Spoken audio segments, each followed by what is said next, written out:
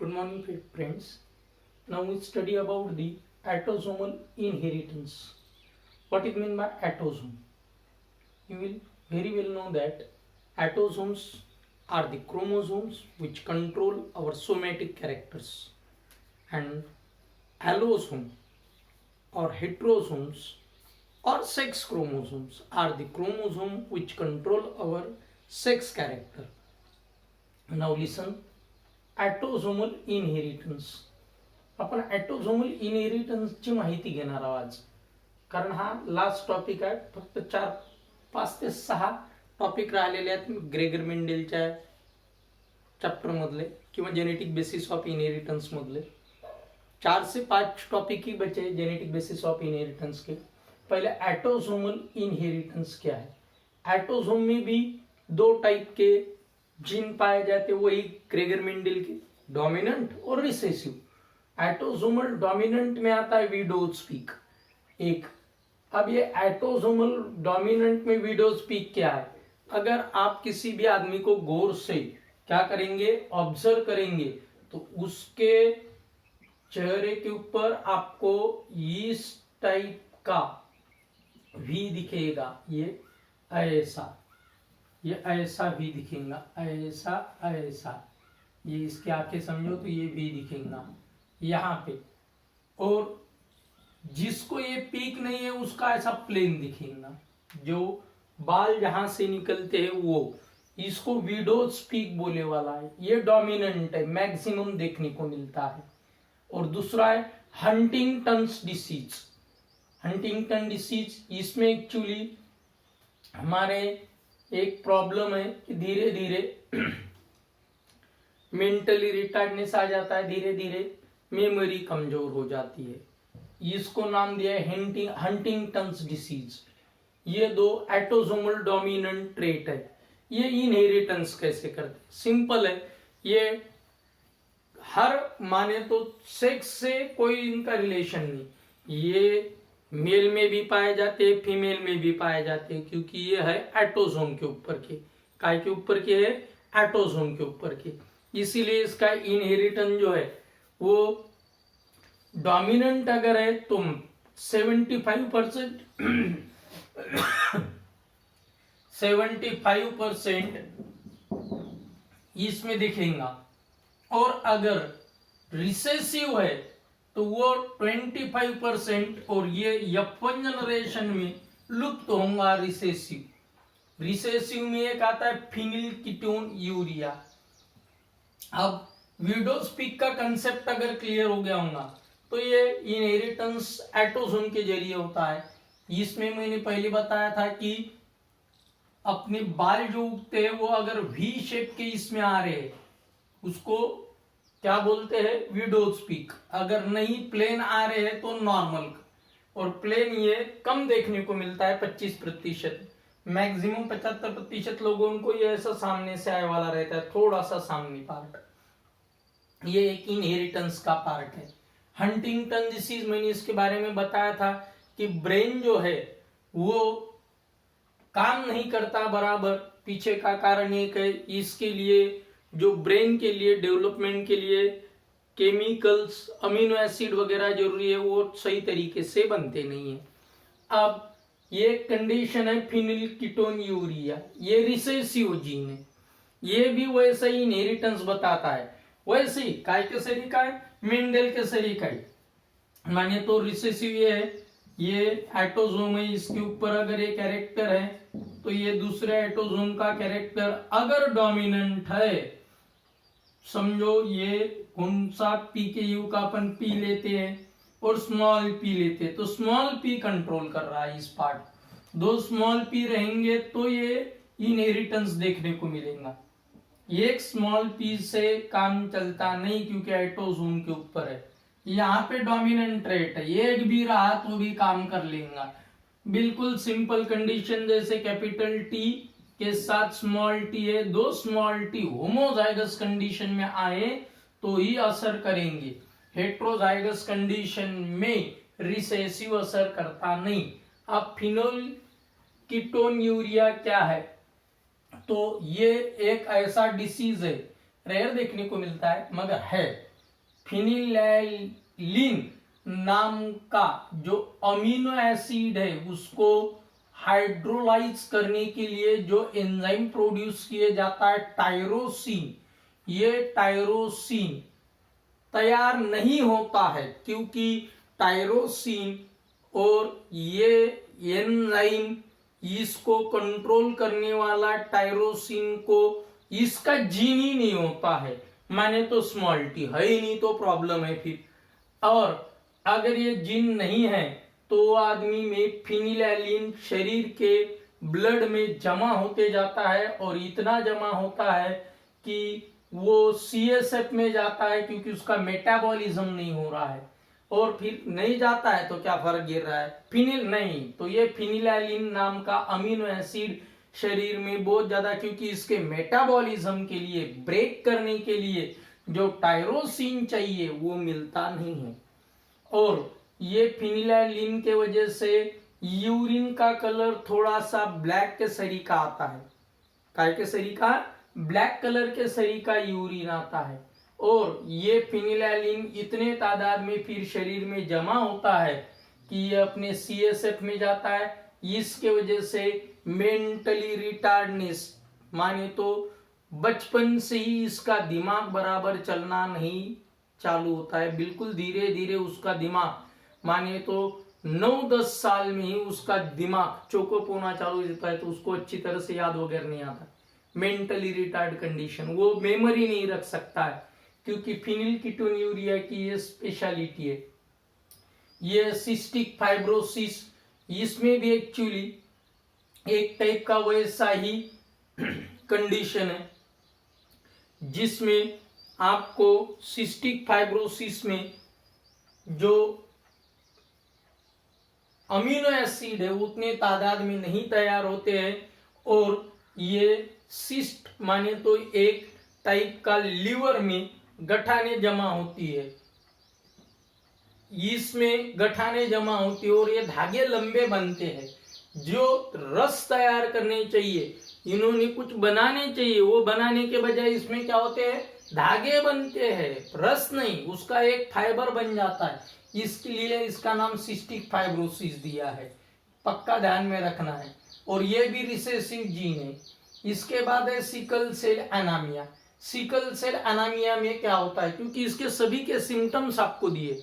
Sickle cell anaemia में ये actually single trait वाले जीन है, माने तो मेंडेलियन डिसऑर्डर बोलेंगे इसको। कौन सा डिसऑर्डर, मेंडेलियन, एक जीन की वजह से होने वाला। अब एक जीन की वजह से होने वाला है डिसऑर्डर किस तरीके से वर्क करता है बता देते हैं। ये सिकल सेल एनीमिया का ही एग्जांपल ले लेते हैं। एक्चुअली आरबीसी को बनाने के लिए हीमोग्लोबिन चाहिए। हीमोग्लोबिन 2 चेन से बना, एक अल्फा चेन एक बीटा चेन। और इसमें अगर अल्फा की तादाद और बीटा की तादाद इक्वल अमाउंट में है तो सही हीमोग्लोबिन बनेगा, नहीं है इक्वल क्वांटिटी में, ये यहाँ पे दिया भी है मैं, इक्वल क्वांटिटी में नहीं है तो फिर इस सेल का शेप जो है ये सिकल सेल बन जाता है, विड्यासारखा आकार येते, त्याचं नाव दिलं होतं काय, सिकल सेल एनीमिया। ये लोग थक जाते हैं, ज्यादा काम नहीं कर सकते, थोड़ा भी अगर इन्होंने वर्क किया तो क्या होता है, इनको थकावट महसूस होती है क्योंकि ऑक्सीजन ट्रांसपोर्टेशन वाला जो यूनिट है वो यूनिट चाहिए उतना डेवलप नहीं है और फिर ये अटक जाते हैं, क्लम्प हो जाते हैं। अगर ज्यादा ही वर्क किया तो आदमी मर भी सकता है। ये बताया मैंने सिकल सेल एनीमिया का। इसमें लोह तत्व के कमी से भी एनीमिया होता है। ये जो आरबीसी है पूरी फूले वाली बनने की वजह से सही तरीके से काम चलता है, मगर आरबीसी दोनों तरफ से थोड़ी पिचके वाली है, हमारे अर्थ के शरीर की, ये हमारे नॉर्मल आरबीसी का शेप हो गया, मगर एक तरफ से जरा ज्यादा ही पिचक गई तो समझ लेना वो सिकल सेल हो गया। 2-3 कारण बताए मैंने। एक कारण बताया था इनके जो चेन है इनमें होने वाली गड़बड़ी, जो थैलेसीमिया में आगे मैं आपको ले लूंगा। और एक बताया इसमें एक्चुअली हीमोग्लोबिन बनते वक्त लौह तत्व की कमी होना या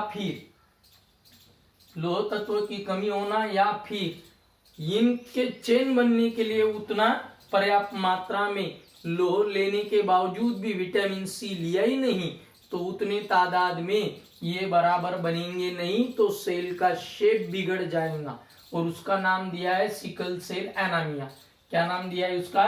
सिकल सेल एनीमिया। ये एनामिक पेशेंट कहीं पे भी चक्कर आके गिर सकते हैं, इवन इनकी डेथ भी हो सकती है अगर ज्यादा ही ऑक्सीजन की मात्रा कम आई तो। अब दूसरी एक कंडीशन सिकल सेल एनीमिया के बाद हम दूसरे नंबर का पार्ट पढ़ेंगे, वो है सेक्स लिंक्ड इनहेरिटेंस। क्योंकि अभी तक हमने पहले नंबर का कौन सा पढ़ा था? एटोसोमल इनहेरिटेंस। हमारे शरीर में टोटल 46 क्रोमोसोम है। 46 क्रोमोसोम में से 22 पेयर, कितनी पेयर? 22 पेयर एटोसोम की है और एक ही पेयर या तो XX या XY, ये एक ही पेयर हमारे सेक्स कैरेक्टर को कंट्रोल करने वाली है। एक ही पेयर 23 आए नंबर की। ये नंबरिंग कैसा दिया? तो एकदम मैंने सिंपल आपको बताया था पिछले 20 में कि एक लाइन में क्रोमोसोम अरेंज किए, ऐसे ऐसे एक लाइन में अरेंज करते गए, छोटे छोटे छोटे, इसको कैरियोटाइप बोलते। सबसे छोटा आगे, सबसे बड़ा इधर, और उसी हिसाब से अगर हम देखेंगे तो पहला नंबर इसको दिया, दूसरा इसको दिया, तीसरा इसको दिया, चौथा, पांचवा, छठवां, सातवां, आठवां और समझो ये 21। ठीक है, 21 नंबर तक क्रोमोसोम और एक पेयर आखिरी की है, वो है 23 नंबर। क्योंकि 22 नंबर तक के क्रोमोसोम एटोसोम है, हमारे हाथ पैर के कैरेक्टर को कंट्रोल करते हैं। और ये आखिरी की जो पेयर है, ये जोड़ी, ये सेक्स क्रोमोसोम की है। अब सेक्स लिंक्ड इनहेरिटेंस में दो टाइप के इनहेरिटेंस है। अगर वो एटोसोम के ऊपर रहते हैं तो आपको मालूम है 50-50% equal inheritance, that is it is found in male as well as in female. But sex inheritance only expressing particular sex, so that type of inheritance is called sex inheritance because it is a sex chromosome के ऊपर ही रहने वाले gene के ऊपर निर्भर करता है। और इसको सेक्स लिमिटेड इसलिए बोला कि कुछ ऐसा है कि वो सिर्फ उन्हीं में पाए जाते हैं, ये किसी भी हालत में दूसरे सेक्स में नहीं आएंगे। मगर होमोलॉगस रीजन पे अगर है तो कभी इस सेक्स में, मेल में, तो कभी फीमेल में। मगर हेट्रोलॉगस या नॉन होमोलॉगस रीजन पे अगर है तो हम उसको बोलेंगे सेक्स लिमिटेड जीन, क्योंकि वो सेक्स लिमिटेड माने तो उसी में रहेंगे, किसी भी हालत में दूसरी इसमें नहीं आएंगी। अब ये हम एक एक करके देखेंगे। सेक्स लिमिटेड में वाई लिंक्ड इनहेरिटेंस, इनको होलेंड्रिक जीन भी बोला। इनका डायरेक्ट इनहेरिटेंस रहता है, जैसा कि बाल्डनेस। अब बाल्डनेस का इनहेरिटेंस हम देखेंगे, काय का इनहेरिटेंस? बाल्डनेस का। बाकी का एटोसोम का बिल्कुल वैसा ही है जैसा मेंडेलियन इनहेरिटेंस है वो, क्योंकि एक सिंगल जीन का कंट्रोल हो रहा है सिर्फ एक कैरेक्टर के ऊपर, इसकी वजह से। अब हम पढ़ेंगे काय का? इसका एटोसोम का XY, ये हो गया क्या? एक मेल का गैमीट। मगर बाकी के तो है, ये हम ये का मतलब लेंगे एटोसोम। XY है सेक्स क्रोमोसोम, ये है 22 और ये 23 आई नंबर की जोड़ी, एक जोड़ी है, ये 22 है जोड़ी में, टोटल ऊपर 22 लिखा और ये 23 है नंबर।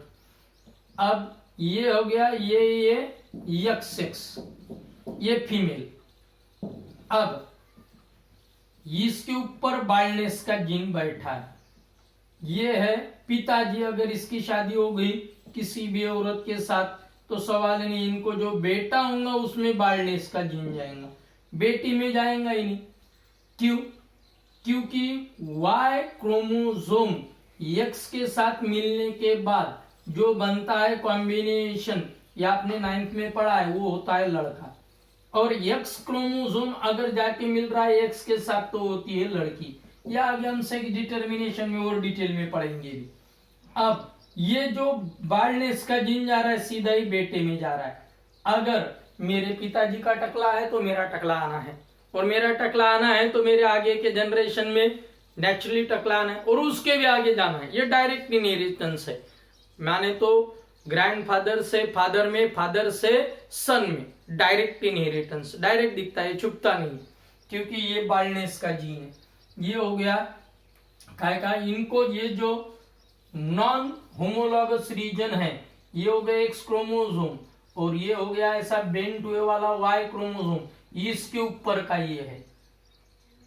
ये पक्का ध्यान में रखना, इसके ऊपर का अगर जीन रहा तो ये क्या करते हैं, होमोलॉगस, ये दोनों सेक्स में रहते देखने को मिलते हैं, इसीलिए ये सेक्स लिंक्ड जीन है।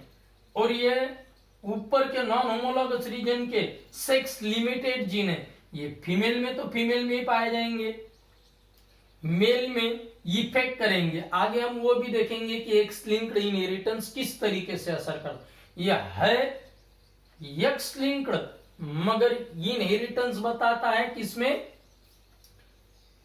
फीमेल का जीन और प्रॉब्लम मेल को, क्योंकि वो एक्स लिंक्ड है। ये इसको इनहेरिटेंस करने के लिए अगर डोमिनेंट जीन है तो फिर प्रॉब्लम नहीं, मगर डोमिनेंट जीन नहीं है, रिसेसिव है, तो ये झिग-झैग या क्रिस क्रॉस इनहेरिटेंस करता है। किस तरीके से क्रिस क्रॉस इनहेरिटेंस करता है वो एक एक करके हम देखेंगे कि किस तरीके से वो इनहेरिटेंस करता है, किस तरीके से आगे जाता है। ठीक है, अब पहले तो हम ये समझा चुके हैं कि बाल्डनेस का डायरेक्ट इनहेरिटेंस है, इसको होलेंड्रिक जीन भी बोलते हैं।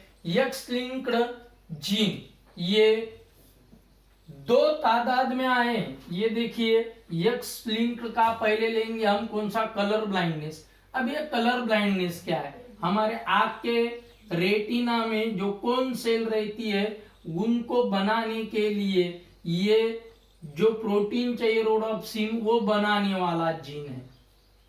अब ये बनाने वाला जीन जो है ये अगर कमजोर बन गया तो ये आदमी रेड और ग्रीन कलर में डिफरेंशिएट नहीं करता है। इंटरेस्टेड बात, आपको मालूम होगा इनको लाइसेंस नहीं मिलता है। पीछे का एकदम सिंपल रीजन है, जैसे एकदम लाइट आ गया तो अपने को जल्दी दिखता नहीं अंधेरे में, और एकदम चले गए तो भी अंधेरे में दिखता नहीं, धीरे धीरे फिर अपने को रियलाइज होता है हाँ दिख रहा है अभी अंधेरे में, क्योंकि हमारी आंखों की जो क्षमता है वो धीरे धीरे क्या करती है, अंधेरे को भी एडजस्ट कर लेती है। वैसे इस कलर ब्लाइंडनेस को क्या हो गया, अगर सिग्नल लाल आ गया तो उसको क्या दिखेगा मालूम है, ये ग्रीन ही है, उसको जल्दी समझेगा नहीं, तब तक वो आधा रोड क्रॉस कर लेगा, बराबर चौराहे पे आएंगे, फिर समझ में आएंगे अरे यार वो तो रेड था, क्योंकि धीरे धीरे उसके ब्रेन में रियलाइज होगा। ये प्रॉब्लम की वजह से ये रेड ग्रीन वाले को क्या नहीं देते, कलर ब्लाइंडनेस वाले को जो लाइसेंस है वो देते नहीं। और एयरफोर्स में या फिर एरोप्लेन के इसमें तो बहुत ही ज्यादा, क्योंकि उसको बहुत ऊपर से छोटे छोटे जो लाइट रहते हैं, काय के नीचे पटरी के ऊपर जो लाइट रहते हैं उसको डिटेक्ट करना पडता है। म्हणजे वरून विमान उतरताना खाली त्या हवाई पट्टीवर जे बारीक लाईट असतात ते ओळखा लागतात, आणि ती ओळखा लागतात की रेड कोण्या बाजूला आहे आणि ग्रीन कोण्या बाजूला आहे, म्हणजे कुठपर्यंत मला विमान न्यावं लागेल, त्याच्यानुसार त्याला बरोबर त्याच बाजूने उतरावं लागेल। म्हणून एअरफोर्स मध्ये कोणीही परिस्थितीत कलर ब्लाइंडनेस वाला चालत नाही। म्हणून त्याच्यानं विद्यार्थ्यांनी पक्क लक्षात ठेवायचं, जे एनडीएला जात असतात किंवा जायची इच्छा असते त्यांनी पक्क लक्षात ठेवायचं की आपण मेडिकली अनफिट याच्यात भरलो नाही पाहिजे। आणि याची सहज टेस्ट होते नागपूरच्या मेडिकल कॉलेजमध्ये। आता याचं इनहेरिटन्स पण की कशा प्रकारचं होतं आणि याच्यावर तुम्हाला भरपूर प्रश्न असणार, आला का लक्षात, एक्सरसाइज मधले प्रश्न सोडवायचे। आता हे ऑटोझोम तर आहेच आहेत, डायरेक्ट एक्स वाय क्रोमोझोम याचं घेऊन राहिलो। पहा हा रिसेसिव्ह जीन आहे, कोणता जीन आहे, रिसेसिव्ह, म्हणजे स्मॉल सी, कॅपिटल सी वाला। आता हे मुलगी आहे किंवा स्त्री आहे, ये लड़की है या एक औरत है, इसमें कलर ब्लाइंडनेस का जीन तो है मगर ये इफेक्ट नहीं बता रही है क्योंकि डोमिनेंट जीन इसको इनहिबिट कर रहा है। इसमें कलर ब्लाइंडनेस नहीं है। अब देखिए, पिताजी को भी कलर ब्लाइंडनेस नहीं है, माताजी को भी कलर ब्लाइंडनेस नहीं। अब इनके हम 4 बच्चे बनाएंगे, ठीक है, क्योंकि इसी टाइप के 4 आपको आगे आने वाले हैं। 4 बच्चे बनाएंगे।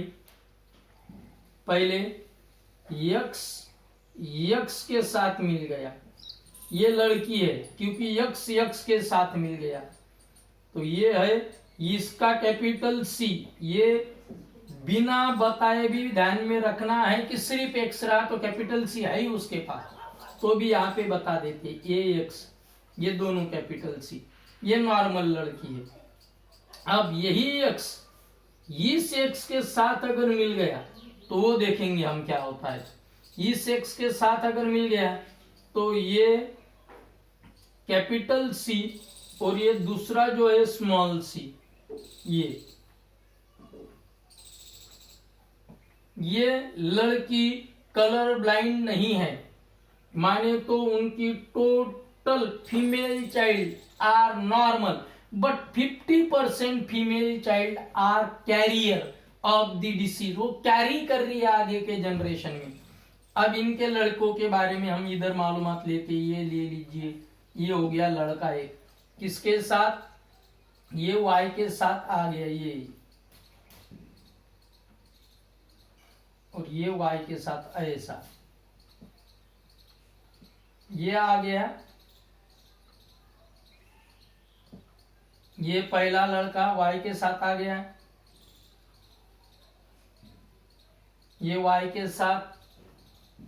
इसको कलर ब्लाइंडनेस नहीं है, क्यों नहीं है, कैपिटल जीन आ गया है। क्या आ गया है, कैपिटल जीन, ये मिला दिया।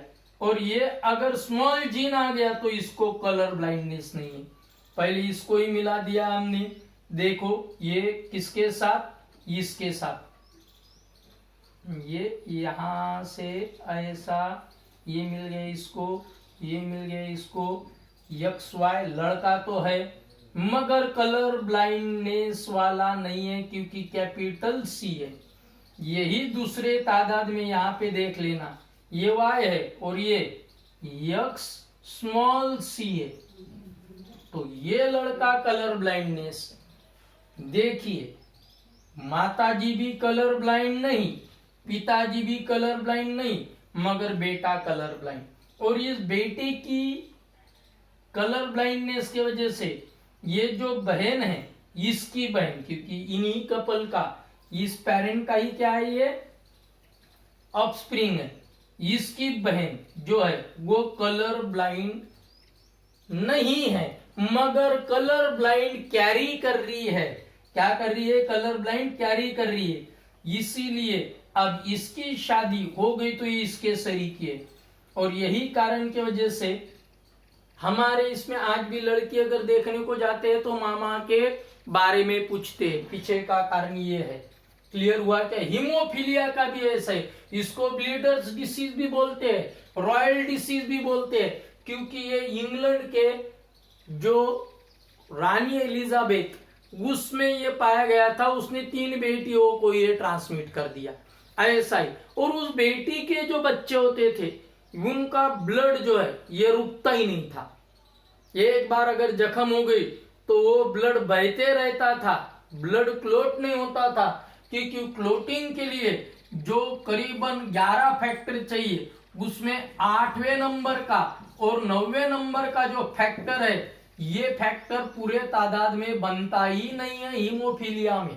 इसीलिए सिर्फ मैं यहाँ पे एक पार्ट चेंज करूंगा, कैपिटल एच के बजाय स्मॉल एच, कैपिटल एच और स्मॉल एच लूंगा, यहाँ पे कैपिटल एच लूंगा, बिल्कुल वैसा ही, वह जहां पे भी स्मॉल सी है वहां पे स्मॉल एच आएगा, ये भी कैरियर है, ये वैसा ही। एलिजाबेथ के बारे में अगर हम लेंगे तो देखो इसके साथ आ गया, इसने अपने बेटी में ट्रांसमिट कर दिया, इसकी 3 बेटियों में ट्रांसमिट हुआ था। ये ज्यादा करके रशिया के, इंग्लैंड के और फ्रांस के रॉयल फैमिली में ये ब्लीडर्स डिसीज पाया गया था, जिसमें ब्लड ही क्लोट नहीं होता है, इसीलिए इसको ब्लीडर्स डिसीज बोला गया, क्योंकि इनका खून जल्दी रुकता नहीं है, ब्लड क्लोट नहीं होता है, जम नहीं जाता है, क्लोटिंग के लिए जो प्रोथ्रोम्बिन वगैरह चाहिए वो नहीं होता है। इसके बाद का टॉपिक है हमारा कौन सा, सेक्स डिटर्मिनेशन। कौन सा टॉपिक है, सेक्स डिटर्मिनेशन, जो बहुत ही इजी टॉपिक है सेक्स डिटर्मिनेशन, जो अगर आप अच्छी तरह से लर्न करेंगे तो इजीली समझ में आएगा, क्योंकि वो तो 2 मार्क के लिए पूछे जाएगा, जैसे ह्यूमन में सेक्स डिटर्मिनेशन जो ऑलरेडी आपने पढ़े वाला है। ये किस टाइप का सेक्स डिटर्मिनेशन है, इसके तरफ ध्यान देना। ये है होमोजाइगोटिक फीमेल और हेटेरोजाइगोटिक मेल टाइप का, माने तो फीमेल एक ही टाइप के गेमेट बनाएंगी। कौन से, यही देखा आपने, फीमेल एक ही टाइप के गेमेट बना रही है, एक्स एक्स, क्लियर हुआ क्या, फीमेल एक ही टाइप के गेमेट बना रही है, एक्स एक्स, और मेल जो बना रहा है वो कितने टाइप का, वो बना रहा है 2 टाइप के गेमेट, माने तो एक्स एक्स गेमेट बनाया तो एक ही टाइप का, ये एक्स लो या ये एक्स लो, और मेल बनाएगा 2 टाइप के गेमेट, 50% एक्स वाले स्पर्म, 50% वाई वाले स्पर्म, परसेंट 50 नहीं, कई करोड़ स्पर्म रहते हैं। अगर यक्स के साथ यक्स मिल गया तो लड़की, और अगर इसी यक्स के साथ, इसी एग के साथ अगर वाई मिल गया तो लड़का। बहुत ही सिंपल कंडीशन है, ये ऑलरेडी हम पढ़े वाले। Means sex of inborn child decided by which gamete fuses with egg, sex of inborn child decided by which gamete fuses with egg, sex of inborn child decided by which gamete fuses with egg. ऐसा नहीं बोलना, क्योंकि ये आप बहुत बार English की गड़बड़ी कर देते हैं। Here father decided the sex of inborn child, म्हणजे वडिलांच्या हातात असते का जामले हो, ते 1-2 खेप मी 9वीतल्या याच्यात पाहिलं होतं, पण मी 9वीत काय केलं, निग्लेक्ट करून टाकलं त्या गोष्टीला, कारण काय होतं त्याचं वय लहान होतं, त्यावेळेस तुम्हाला काही म्हटलं नाही मी, पण तुमच्या 9वी-10वीच्या याच्यात जेव्हा तुम्ही असं बोलताना पाहिलं तेव्हा मला थोडंसं वाईटही वाटलं, पण कारण मी त्यावेळेस बोलू नव्हतं शकत, कारण काय लहान असल्यामुळे मी सोडून दिलं। आता पक्क लक्षात ठेवायचं, sex of inborn child will be decided by which type of sperm fuses with egg, sex of inborn child decided by sperm which fuses with egg, which sperm fuses with egg, कोणचा भेटला याच्यावर depend. हे माणसात सापडते अजून एक Drosophila मेलॅनग्लास्टर मध्ये, Drosophila हे नाव NEET वाल्यांनी लक्षात ठेवायचं, ठीक आहे। कोण्या टाइपचं sex determination, homozygotic female, heterozygotic male टाइपचं। सर असं एखादं असते का की फिमेल हेट्रोझायगोटिक आहे, हो आहे, फिमेल हेट्रोझायगोटिक वालं बर्ड मध्ये आहे, म्हणजे बर्ड मध्ये फक्त आता इथं काय करावं लागेल, आपण सेम एक्स एक्स नाही घेऊ शकत, ZW फिमेल आहे आणि झेड मेल आहे, म्हणजे मेल एकाच प्रकारचा गॅमेट तयार करीन झेड फक्त, आणि फिमेल 2 प्रकारचे एग तयार करीन। मीन्स हियर एक gamete of female decided the sex of inborn offspring if Z gamete, that is Z chromosome containing egg fuses with Z containing sperm, then sex of inborn child is male, Z। If W containing egg fuses with Z, only 1 type of gamete here, म्हणजे सरळ सांगायचं, जर समजा bird मध्ये विचारात घेसान तर bird मध्ये होमोझायगोटिक च्या ऐवजी होमोस्पर्मॅटिक म्हणा लागेल। काय वर्ड यूज केला मी, होमोगॅमेटिक म्हणा चालते, सोपी, होमोगॅमेटिक मेल आहे, होमोगॅमेटिक मेल आहे, उलट आहे आपल्या एक्झॅक्ट, आलं का लक्षात, उलटा एक्झॅक्ट, त्याच्यानं पक्क लक्षात ठेवायचं, होमोगॅमेटिक मेल आहे आणि हेट्रोगॅमेटिक फिमेल आहे। फिमेलचे गॅमेट डिसाइड करते की कोणचं अंड नर बनीन की मादी, फिमेलचे गॅमेट डिसाइड करतात, फिमेल नाही, नाहीतर तुम्ही फिमेल म्हणता, female decided the sex of inborn child, not at all, female gamete decided आणि गॅमीट स्वतःहून असं काही ठरवत नाही की मी भेटायला जाऊ की तो भेटतात रैंडमली, ते लक्षात ठेवायचं. क्लियर. मिलते हैं वो रैंडमली, वो खुद जाके मिलते नहीं कि नहीं चलो मेल बनाएंगे, नहीं चलो फीमेल बनाएंगे. वो तो जाके कौन मिल गया, कई अब्ज, करोड़ नहीं अब्ज बोल रहा हूं, कई अब्ज स्पर्म के इसमें पूरे स्पर्म फेंके गए, अब्जो स्पर्म. तो 2.5 अब्ज, अपन 1 अब्ज लेते हैं तो 2.5 अब्ज स्पर्म काय के होंगे, जेड वाले इधर देखेंगे हम तो बर्ड में, और 2.5 अब्ज भी जेड वाले, मगर वही हमारे में लेंगे तो 2.5 अब्ज एक्स वाले और 2.5 अब्ज काय के होंगे, वाई वाले. ये सब फेंके गए और सब उधर सिर्फ क्या है, एक्स वाला. अब उसके ऊपर कौन जाके मिल गया, वो टाइम के ऊपर डिपेंड है. और यही हम काय में पढ़ाएंगे, रिप्रोडक्शन में पूरे डिटेल में पढ़ाएंगे. अब आपको आगे की कंडीशन बता दी. अगर इसके साथ अगर मिल गया तो ये हो गया क्या, फीमेल. क्लियर हुआ क्या, क्योंकि फीमेल यहाँ पे हेट्रोजाइगोटिक बोलेंगे तो भी चलेगा, हेट्रोजाइगोटिक के बजाय हेट्रोगैमेटिक वर्ड यूज करो. ठीक है, ताकि आपका और भी कंसेप्ट परफेक्ट बन जाएगा. हेट्रोगैमेटिक ये वर्ड, हेट्रो माने तो डिसिमिलर और होमो माने तो सिमिलर. ये काय में, बर्ड में. म्हणजे पक्षात कोणचं अंड बनीन हे कोण डिसाइड करते, हे डिसाइड करते फिमेल चे गॅमेट. कोण, फिमेलचे गॅमेट, फिमेल नाही. क्लिअर झालं का, फिमेलचे गॅमेट डिसाइड करते. आता याच्यानंतर असाच प्रकार ड्रॉसोफिला झाला, बर्ड मधला झाला. आणि एक अजून इंटरेस्टिंग गोष्ट पाहायला मिळालेली आहे, ते आहे बोनिलिया व्हिरिडिस नावाची एक फिमेल आहे. हे ऍक्च्युली सॅलिनिटी अलग लक्षात आणि डेप्थ, जितक्या खोल पाण्यात जाईल आणि जितकी सॅलिनिटी वाढी तितकं ते सेक्स तिचं फिमेल डिसाइड करते. हा एक प्रकारचा किडा आहे, अलग लक्षात. या किड्याचा सुंदर फोटोग्राफ दाखवलेला आहे तुम्हाला समथिंग इंटरेस्टिंग मध्ये. याच्यात काय होतं माहित आहे का, जैसे ही ये नीचे के इसमें जाती है तो ये बड़ी हो जाती है फीमेल, बहुत बड़ी. काय में, समंदर के नीचे डेप्थ में बड़ी हो जाती है सैलिनिटी की वजह से. उसका जो एग है वो एग जैसा ही नीचे नीचे डूबते जाता है, जो ऊपर के ऊपर रहेगा जल्दी हैच होगा गैमेट. जो जल्दी हैच होगा गैमेट, वो गैमेट क्या है, मेल. और जो बहुत बाद में हैच होगा वो क्या है, फीमेल. जैसे ही नीचे जाता है वैसे ही क्या कंडीशन होती है, वो फीमेल बनते जाती है, क्योंकि जल्दी हैच नहीं हुआ, उसने मैक्सिमम आजू बाजू से कंपोनेंट चूस के बड़े साइज का हो गया. और ये बड़े साइज का गैमेट नीचे जाता है. और इंटरेस्टेड बात, जिसके गर्भाशय में जाते रहे ये छोटे स्पर्म, और वहां पे पैरासाइट करके काम करते, वहां पे फर्टिलाइज करते उसके स्पर्म, वहां पे फर्टिलाइज करते उसके पैरासाइट करके जाते हैं. माने तो ये अपना मुंह खुला रखती है और ऊपर से बने वाले हैच हुए वाले सभी स्पर्म जो अब नीचे जा रहे हैं काय को मिलने के लिए, उस फीमेल को, अकेले फीमेल को मिलने के लिए बहुत सारे स्पर्म जा रहे, मुंह से खा लेती डायरेक्ट. और मुंह से पेट में जाने के बाद उसके गर्भाशय में जाते और वहां पे उसको फर्टिलाइज करते, वहां पे पैरासाइट की जिंदगी जीते. और जब तक वो फर्टिलाइज नहीं करते हैं तब तक वो किससे, एग से खाना लेते रहते हैं और फर्टिलाइज करने के बाद मर जाते हैं. ये इंटरेस्टेड है, एक बार अच्छी तरह से पढ़ लेना. यहाँ पे टेम्परेचर, बाहर का एनवायरमेंट, सैलिनिटी डिसाइड करता है सेक्स.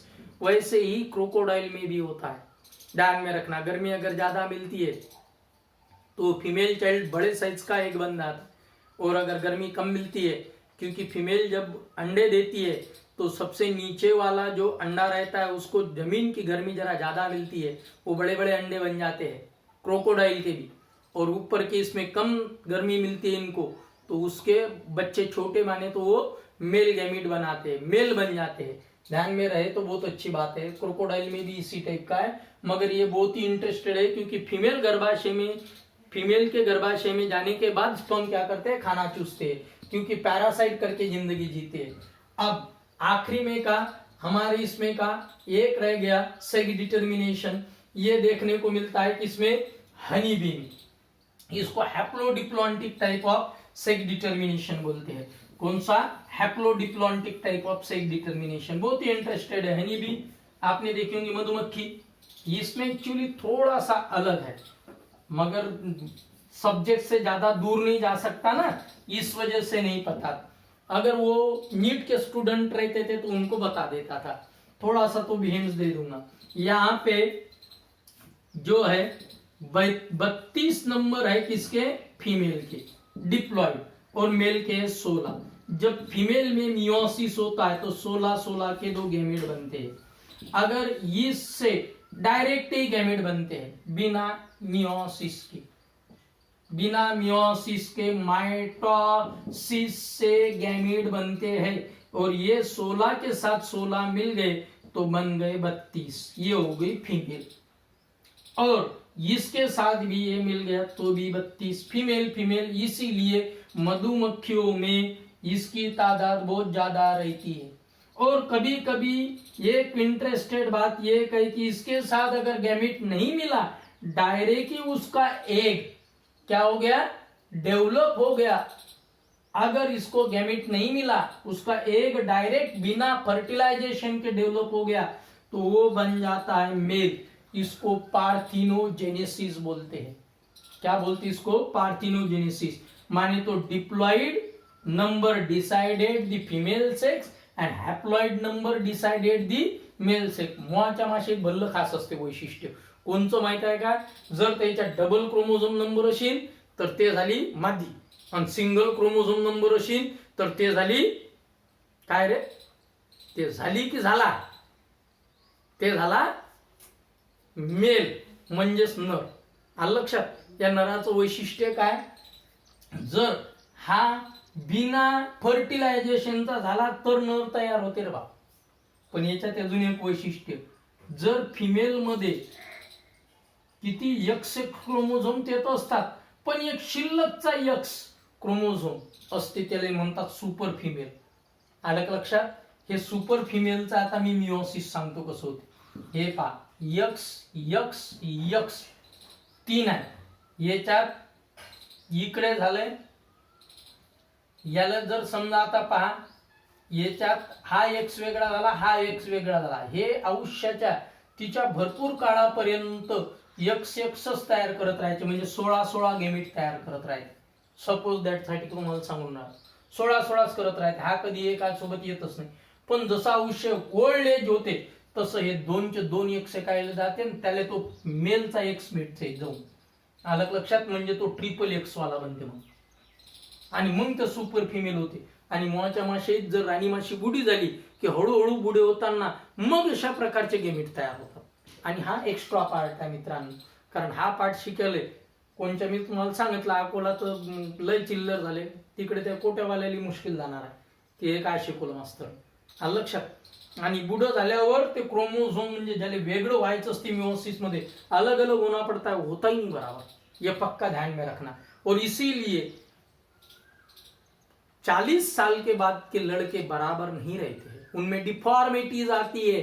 सेक्स क्रोमोझोम आधे होने के बजाय कधी एखादा तुकडा शिल्लकचा जाईल, बोट शिल्लकचं येतील, हात शिल्लकचं येतील.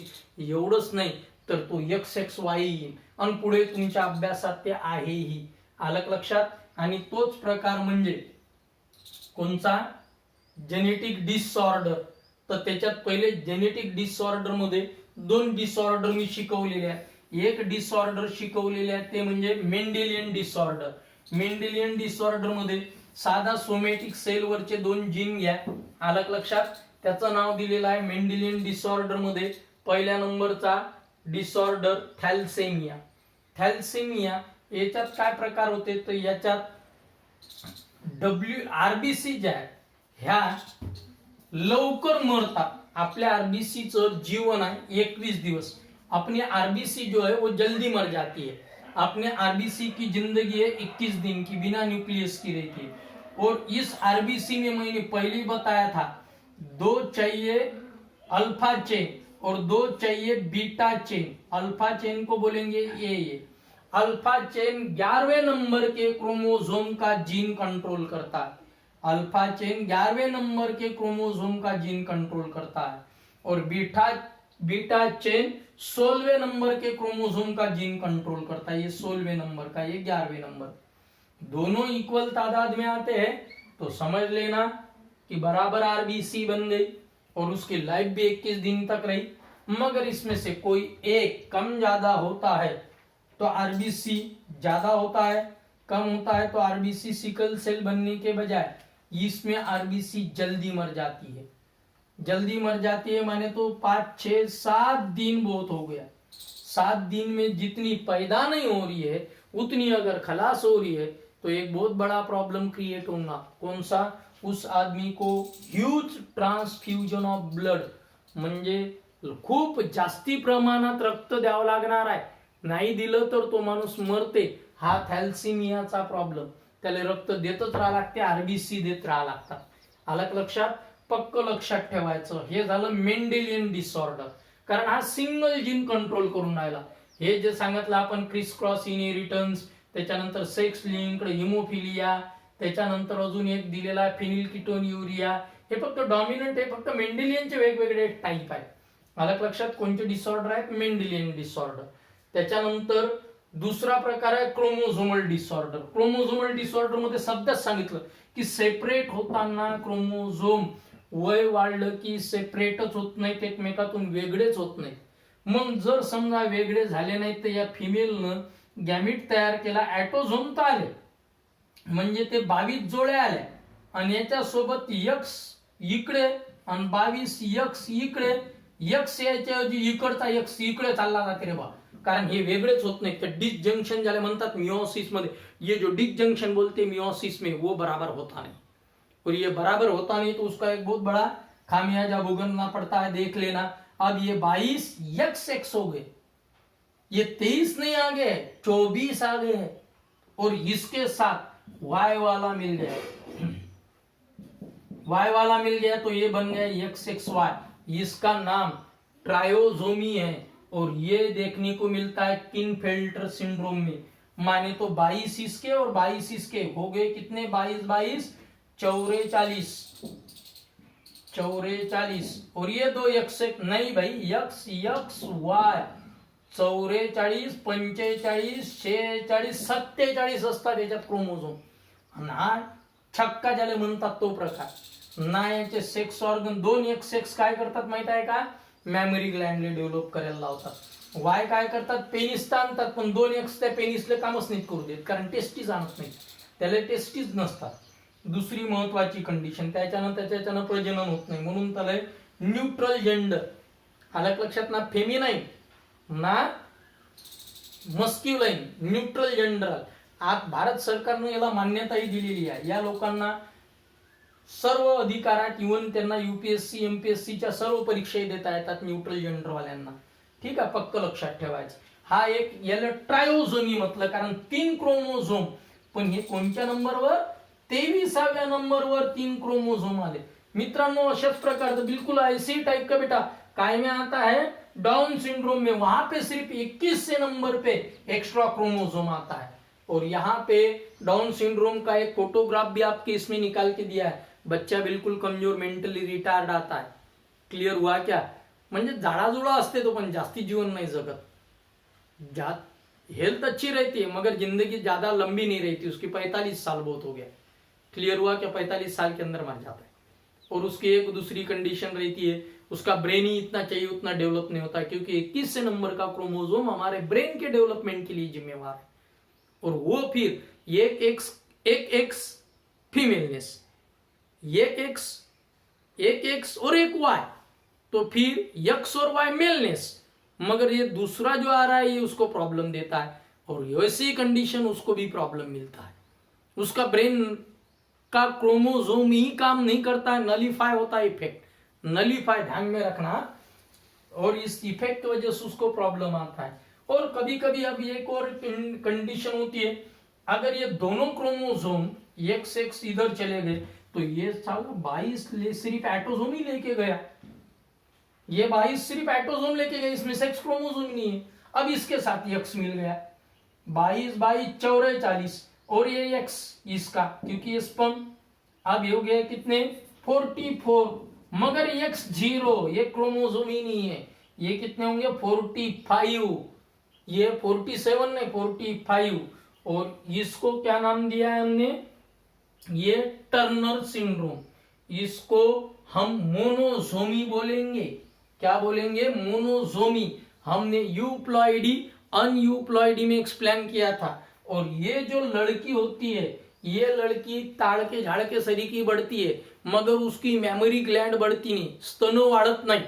आलं का लक्षात, हा महत्वाचा भाग। आणि दुसरं महत्वाचा भाग म्हणजे कोणचा, त्या मुलीला एकच ओहरी येते, कधी कधी तो ओहरी येत नाही। एकच ओहरी आली तर या मुलीचा सर्वात मोठा प्रॉब्लेम, हे मुलगी शक्यतोवर मुलांना जन्म देण्यासाठी असमर्थ होते, आणि झाले जन्म भेटतात नाही असं नाही, ते नॉर्मल जीवन जगते, कारण एक ओहरी असते, एक ओहरी असते पाहिजे असं, पण शक्यता मुलं होण्याची कमी असते। आलं का लक्षात, कारण काय, सर्वात महत्वाची गोष्ट, एका ओहरीच्या भरोशावर पाहिजे तेवढे सेक्स हार्मोन येत नाही, आणि त्याच्यामुळे शक्यतोवर आमच्या भारतीय संस्कृतीत मुलींना पाहायला गेल्यानंतर ते कान पायात ना बुडे, त्याचे ते मेन महत्वाची कंडिशन, त्याच दृष्टिकोनातून कान नव्हते पाहत, ऍक्च्युली ते मेमरी ग्लँड तपासतात। आलं लक्षात, हे भारतीय संस्कृतीचं ते महत्वाचा भाग आहे। क्लिअर झालं का, त्याच्यानुसार महत्वाचा पाठ लक्षात घ्यायचा की याच्यात कितीतरी वैशिष्ट्ये दिलेलं आहे, आणि हे तुमच्या अभ्यासाचा भाग आहे, आउट ऑफ सिलेबस काहीच शिकवलेलं नाहीये। क्लिअर झालं का, याचं नाव काय दिलं, मोनोसोमी। हा एक डिसऑर्डर तुमच्या याच्यात मिळते, जेनेटिक डिसऑर्डर, पण हे कोणते, क्रोमोझोमल डिसऑर्डर आहे। वरचे कोणते सांगितले होते, मेंडेलियन डिसऑर्डर, ते सिंगल जीनचा, हा पुरा क्रोमोझोमच कमी जास्त व्हायचा आहे। आलं लक्षात, आतापर्यंत कायचं होतं, सिंगल जीनचा, आता लोक काय सांगितलं, क्रोमोझोमल जीनचा। क्लिअर झालं का, हा तुमचा पूर्ण चॅप्टर संपलेला। याच्यावरची एक्सरसाइज सोडवायची चांगल्या प्रकारे, आणि मला सर्वचे सर्व प्रश्न सोडवले दाखवायचे की त्याच्यातले तुम्हाला ऑब्जेक्टिव्ह किती आले, काय आले। क्लिअर झालं का, आणि मी एक्सरसाइज प्रत्येक विद्यार्थ्याच्या फोन नंबरनुसार चेक करणार आहोत, प्रत्येकानं पाहिलं का, बाकीच्यांनाही सांगा हे एक्सरसाइजचे ऑब्जेक्टिव्ह खास करून सोडवले का। याच्यानंतर नीटचा एक क्लास घेईन, तो नंतर, ठीक आहे।